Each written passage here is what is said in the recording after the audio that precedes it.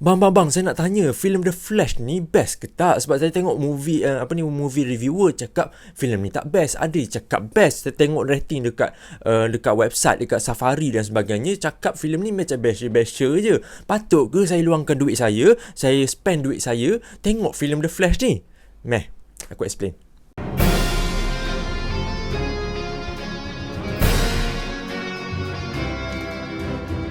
Hello, Assalamualaikum semua. Welcome back to Film Vision YouTube channel, di mana kita akan bahaskan tentang Marvel. No. It's not about Marvel today. Aku nak review sebuah filem yang baru saja tiba di Pawagam, iaitu filem The Flash. Okay, so without being said, sebelum aku review filem The Flash tu, bolehlah tekan button subscribe tu, so that bila kita dah sampai 5k subscribers, aku akan buat giveaway Funko Pop. Apakah Funko Pop tu nanti aku akan reveal lah. Okay, so bila being said, kita teruskan dengan what's about untuk filem The Flash.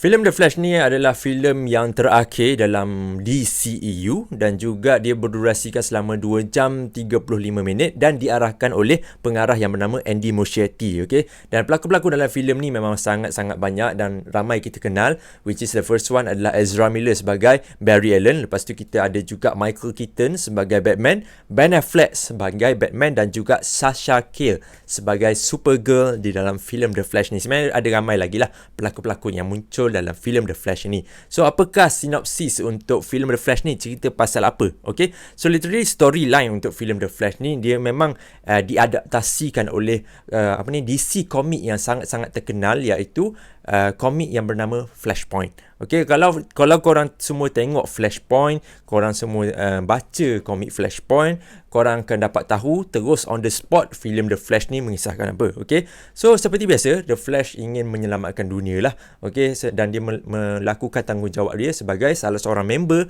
untuk Justice League. Sehingga kan tiba-tibanya ayah dia akan dihadapkan kepada mahkamah ke atas perlakuan ayahnya. Apa yang ayah dia buat ni nanti dalam cerita ni akan diceritakan lah. So The Flash ni tidak boleh menerima keadaan, tidak boleh menerima takdir.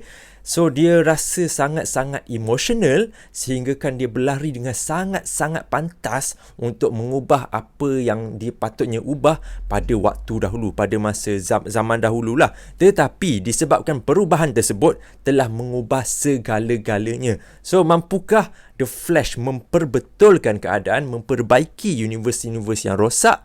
Yang tu anda semua kena tengok sendiri dekat Pawagam. Kita teruskan dengan what's good untuk filem The Flash ni. Alright, apa yang bagus tentang filem The Flash ni adalah the storyline.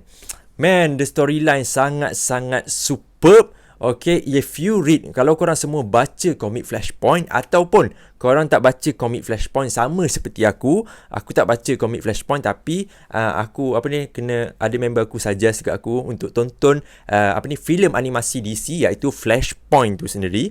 Lepas aku tonton cerita tu, aku dapat sedikit input The Flash ni mengisahkan apa. Dia tidak 100% sama dengan animasi Flashpoint dan juga komik, tapi the idea is there. Idea tentang filem The Flash ni ada dalam filem The Flash itu sendirilah, di mana Flash ni akan mematah balik masa sehingga perbuatan tersebut telah memberi ancaman kepada dunia multiverse. Yes, this is a multiverse punya filem lah. And ramai yang cakap macam filem ni ada sangat best daripada Spider-Man Across the Spider-Verse, ataupun ada yang cakap sama hebat dengan Across the Spider-Verse disebabkan elemen of multiverse yang diterapkan dalam filem The Flash ni. Dan aku sangat memuji Andy Muschietti kerana memberikan elemen multiverse yang baharu kepada dunia DC. Sekarang ni memang kebanyakan movie bagi filem multiverse, filem cameo dan sebagainya. Tapi Andy Muschietti dia berjaya bawakan filem The Flash ni dan bawakan satu konsep multiverse berkaitan dengan timeline juga dengan sangat-sangat baik. Dia tak sama macam MCU, dia tak sama macam SSU. This is the multiverse daripada DC punya. Itu memang aku salute gila. Lepas tu apa yang aku nak beri pujian lah kepada the main leading actor dalam filem ni, iaitu Ezra Miller. Tolak tepi segala kontroversi, segala perkara-perkara buruk yang Ezra Miller ni buat. Kita cakap tentang filem ni sendirilah, sebab kita nak enjoy filem je sebenarnya kan. So Ezra Miller sebagai Barry Allen ataupun sebagai The Flash dalam filem ni, man, sangat-sangat menakjubkan dia punya lakonan tu. Sebab kita tengok, ni bukan spoiler korang boleh tengok dekat trailer sendiri pun, Ezra Miller ada 2 orang dalam ni. Tapi Ezra Miller tu dia berjaya bawakan watak Barry Allen yang matang satu dan juga yang tak matang satu dengan sangat menakjubkan. Dia macam 2 pelakon yang berbeza, tapi sebenarnya itu adalah 2 pelakon yang sama melakonkan watak sebagai Barry Allen. Memang sangat-sangat kontra gila lakonannya. Dia macam seorang budak-budak, seorang macam try to be a matured one, try to be a mentor kepada si budak-budak ni kan. Aku macam, wah, aku kagum gila dengan Ezra Miller, sampaikan aku rasa sakit hati dengan Ezra Miller disebabkan perbuatannya. Okay, tu perkara yang luar lah. Tapi dalam filem itself, Ezra Miller memang sangat melakonkan dia punya tanggungjawab sebagai seorang pelakon, sebagai watak yang sebagai seorang yang membawa watak Barry Allen. Aku rasa lah, aku tak tahu The Flash punya series punya fan kan, ada kan siapa nama dia, aku tak ingat nama dia tak pop up dalam kepala aku. Tapi kalau korang tengok Ezra Miller dalam filem ni, korang akan selut gila punya. Okay, so apa lagi yang best tentang filem The Flash ni adalah filem ni ada heart. Okay, aku terpaksa setuju dengan kebanyakan movie reviewer di mana filem ni sangat-sangat emotional, dan aku tak rasakan emosi ni, aku tak connected, aku tidak terhubung dengan apa yang main character tu rasa sepanjang dia berada dalam filem tu. Sama seperti Spider-Man Across the Spider-Verse. Spider-Man Across the Spider-Verse dia menawarkan elemen yang lain lah dan memfokuskan elemen yang lain. Tapi The Flash, dia mengisahkan tentang kalau ada orang dalam kehidupan kau yang hilang dan kau ada kuasa untuk mematahkan balik masa, you will do it. Probably kau akan buat punya. Tapi the matter fact is you cannot. Okay, the matter fact is kau tak boleh. And filem ni berjaya menawarkan elemen tersebut, di mana bila aku tonton Flash ni, aku rasa aku akan bergelak tawa sebab lawak-lawak yang dilontarkan oleh Ezra Miller ke, oleh pelakon-pelakon lain ke, dia sangat santai lawaknya, tidak rasa forceful langsung, tidak dipaksa untuk kita gelak pun. Lepas tu kita akan rasa kagum, okay, dengan tengok cerita ni, dan juga kita akan rasa sedih dengan apa yang main karakter perlu lalui dalam filem The Flash ni. Okay, seterusnya apa yang aku suka tentang filem The Flash ni, ramai yang katakan sepatutnya filem ni dinamakan sebagai Flashpoint, dan pada mulanya aku agree. Okay, sehinggalah bila aku ingat balik, okay, dalam filem The Flash ni ada apa?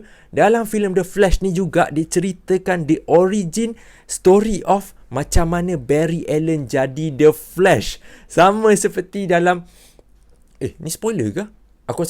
Aku rasa minor spoiler je kot. Okay, senang cerita dia ceritakan origin macam mana The Flash jadi The Flash at the first place, which is very very good, very very fresh. Sebab sepanjang DCEU ada, kita hanya dapat a glimpse of macam mana The Flash jadi Barry Allen jadi The Flash. Tapi in this film, dia cerita balik origin The Flash. Aku sangat-sangat kagum lah.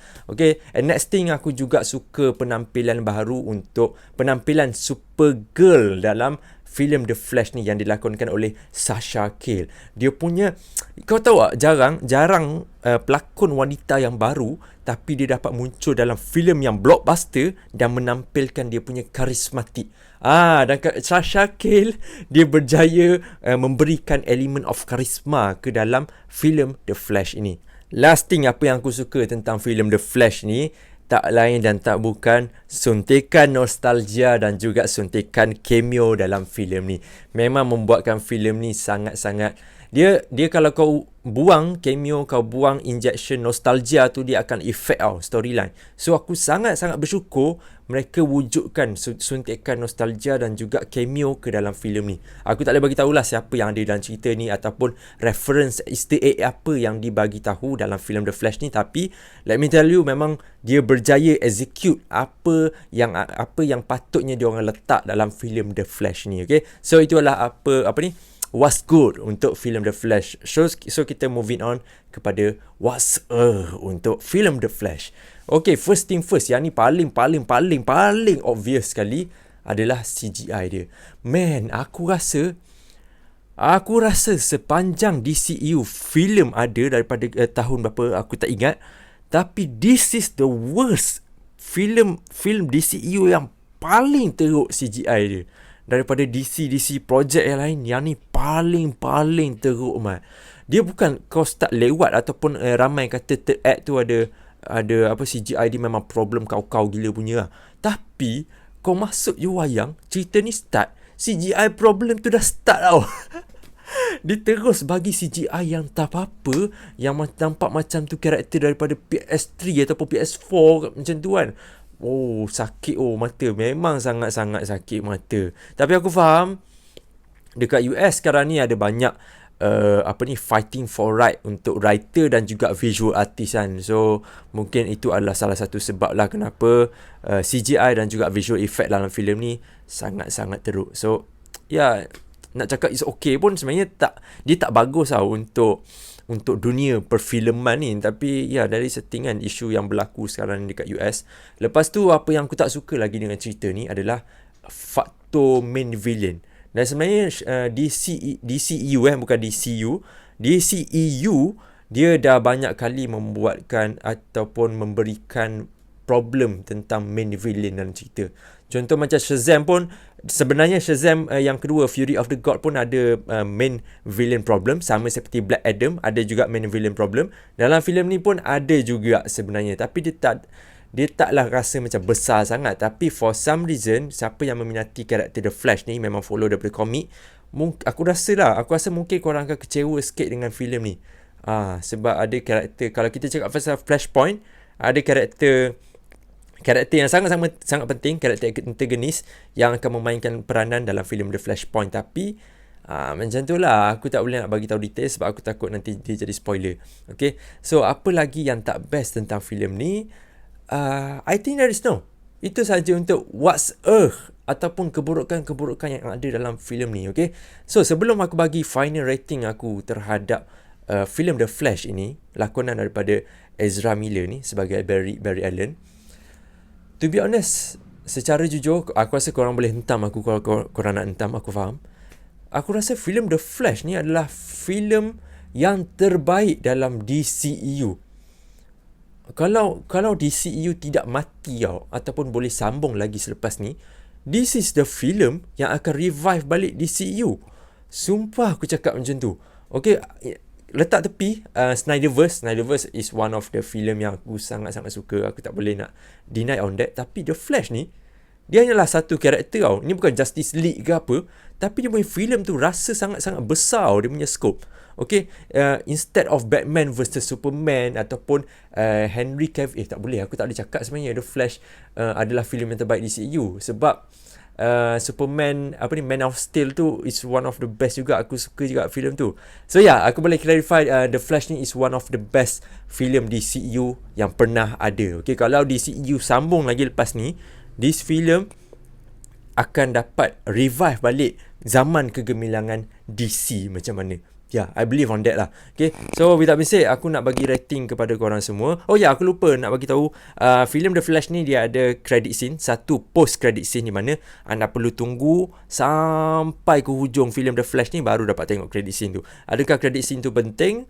Dia adalah penting sedikit, tapi hanyalah credit scene yang biasa-biasa, yang kelakar-kelakar punya credit scene. Okay, so rating aku untuk filem The Flash adalah 9/10 bintang, dah jatuh di bawah kategori Marvelous. Sepanjang 2 jam 35 minit tu, aku sangat-sangat enjoy the ride, bro. Sumpah weh. Korang tanya aku kan, ada orang tanya aku, Across the Spider-Verse dengan The Flash, mana lagi yang best? To be honest, daripada story wise, daripada emotional wise, faktor emosi, The Flash memang menang lah daripada Spider-Man Across the Spider-Verse. Tapi in terms of multiversal scope, multiversal threat dan sebagainya, aku lebih invested kepada Spider-Man Across the Spider-Verse. Tapi overall, di antara dua filem ni, dia berjaya menawarkan excitement ataupun rasa teruja menonton filem. Okay, The Flash dan juga Across the Spider-Verse is sama hebatnya. And aku sarankan kepada korang yang minat The Flash, please watch The Flash. Korang tak akan disappoint langsung tengok filem ni. Okay, so that's it for The Flash. I hope you enjoy this review dan juga dapat convincekan korang semua yang mana tengah berduka lara dengan DC sekarang ni. Man, this film is a revival dan juga filem pembukaan. Ni bukan filem pembukaan lah, tapi korang akan dapat rentak James Gunn dalam DCU sebentar nanti. Tak ada sebentar lah, bertahun-tahun jugalah. Okay, so yeah, that's it. Assalamualaikum dan bye-bye semua.